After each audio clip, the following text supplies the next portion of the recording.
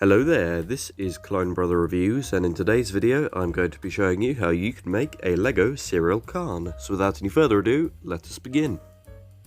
Firstly, you're going to want the legs from Benny.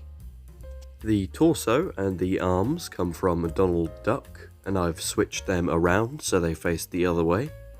To cover up the bow tie, I used these two parts.